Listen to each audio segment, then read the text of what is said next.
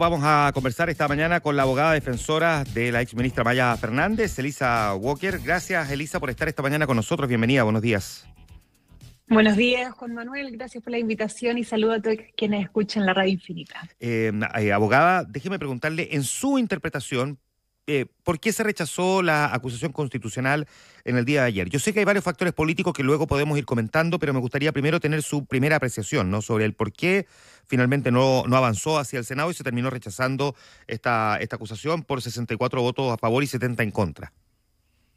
Bueno, primero, como tú bien señalas, el resultado fue contundente, ¿verdad? Se ganó por 6 puntos de diferencia y esto permitió que no se avanzara la discusión al Senado.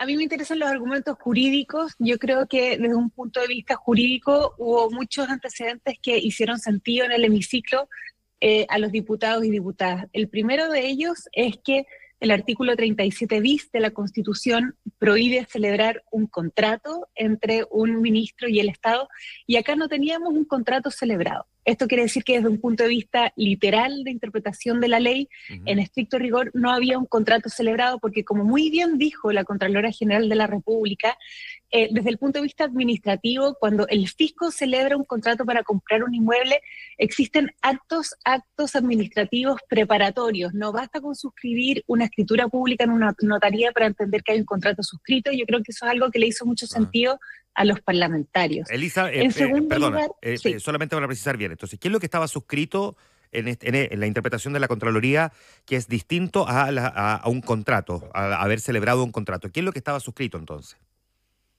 Actos preparatorios encaminados a celebrar un contrato. O sea, efectivamente la intención en el futuro era celebrar un contrato, pero en estricto rigor, desde un punto de vista jurídico, el contrato no estaba celebrado. ¿Por qué? Porque acá lo que se suscribió fue primero un decreto de autorización, que es el decreto 38, este fue tomado de razón por la Contraloría, donde también la Contraloría dijo que acá no había nada ni inconstitucional ni ilegal.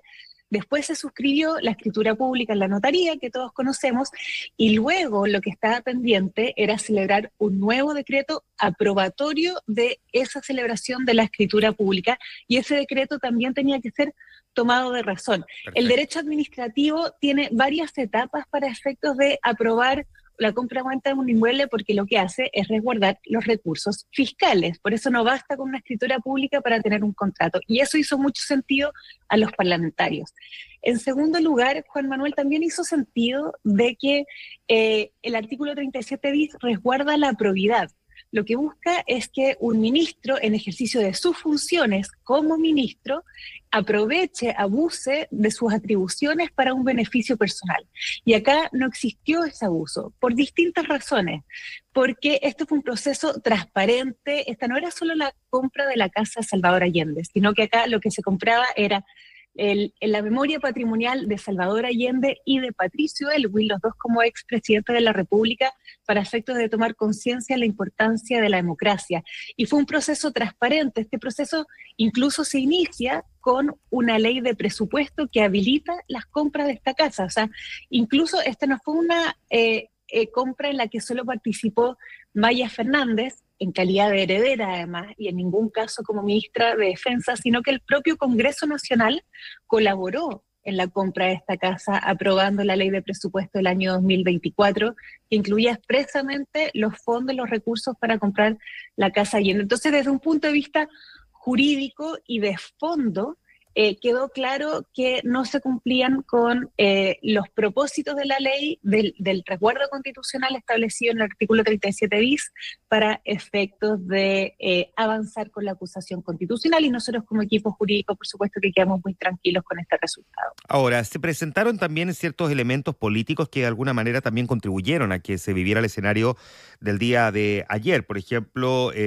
cuando los que impulsaron este texto acusatorio ingresaron el documento a la oficina de partes de la Cámara, la ministra terminó renunciando al cargo, y hay quienes interpretan que esto generalmente es visto como un gesto de pérdida de fuerza política de un proceso de esta naturaleza.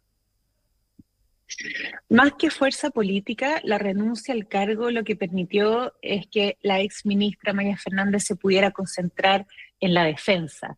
Y eso también dejó que dejara de tener sentido el avance de la acusación constitucional. La principal sanción de la acusación constitucional es destituir a la autoridad en el cargo. En este caso no había que destituir a nadie, pues Maya Fernández en forma voluntaria había renunciado al cargo. Y en ese sentido, obviamente, pierde sentido el avance de la acusación.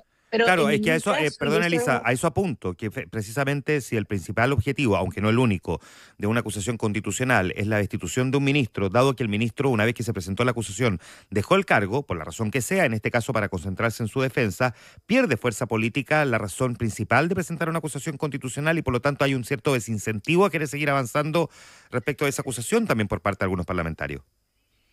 Y eso lo señaló Claudia Sarmiento ayer en su defensa ante el hemiciclo en la Cámara de Diputados. Dijo, frente a la renuncia, el avance de esta acusación es simplemente un acto de revancha o de venganza, pero desde un punto de nuevo de vista jurídico pierde sentido porque de alguna forma Maya Fernández ya asumió los costos al dar un paso al costado.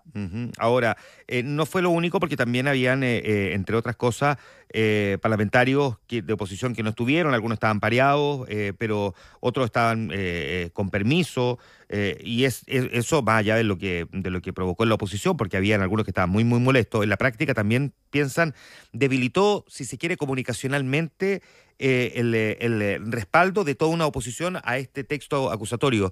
Déjeme preguntarle, yo sé que usted no está en su labor, pero me imagino que de todas formas puede tener una opinión política respecto de cómo habría que interpretar también el hecho de que incluso el sector político que impulsó la acusación pareciera ayer no habérsela tomado tan en serio. Efectivamente, nosotros como oficina de abogados hemos representado ya 3 ministros de Estado durante este gobierno, Así es. Isquia Siches, Giorgio Jackson y Maya Fernández. Y la verdad que primera vez que sucede que vamos, por ejemplo, a la comisión revisora para efectos de presentar los argumentos de la defensa o escuchar los que académicos tienen que decir sobre la presentación de esta acusación. Y no había presente ninguno de los diputados acusadores. No solo no estaban presentes los diputados, no habían invitados por parte de la oposición que presentaran argumentos apoyando la acusación constitucional. Había un vacío en esa comisión y yo creo que ese vacío efectivamente muestra falta de interés en avanzar en esta acusación. Y ahí uno se pregunta realmente como ciudadano ya, ¿para qué presentar estas acusaciones que toman tiempo? Es un esfuerzo y ni siquiera se hace un trabajo serio en su trabajo. Me imagino que hay otras labores ahí en el Parlamento que deberían tener mayor prioridad. Pero efectivamente no hubo mayor compromiso por parte de los acusadores, ni siquiera para llevar invitados que pudieran defender los argumentos de la acusación en la comisión revisora. ¿Por qué cree que se produjo ese escenario de ni siquiera llevar invitados? No, honestamente no lo sé, pero también dentro de esta honestidad nos llamó la atención porque muestra la falta de compromiso y falta de interés. E insisto, frente a esa falta de interés, ¿para qué presentar una acusación constitucional? Ahora, ¿cuánto abona lo ocurrido ayer en la Cámara a todo el resto de el proceso, la investigación? El presidente Gabriel Boric va a tener que declarar en torno a este mismo caso para definir cuál es el futuro final de este caso. ¿Cuánto abona lo que ocurrió ayer en el Congreso? Todos sabemos que transitan siempre por carriles separados, pero digamos que uno, al menos desde el rabillo del ojo, igual lo tiene a la vista. Transitan, como bien dices, en carriles separados, pero lo interesante de la votación del día de ayer es que la Cámara de Diputados no votó la cuestión previa. La cuestión previa es esa instancia donde tú dices hay vicios de forma en la acusación constitucional que impiden avanzar en el análisis del fondo y eventualmente en asignar o no responsabilidad a alguien por la acusación constitucional. En cambio, la Cámara de Diputados lo que hizo fue votar el fondo de la materia. Si efectivamente ellos creían que era admisible discutir una acusación constitucional sobre la vulneración del artículo 37 bis de la Constitución.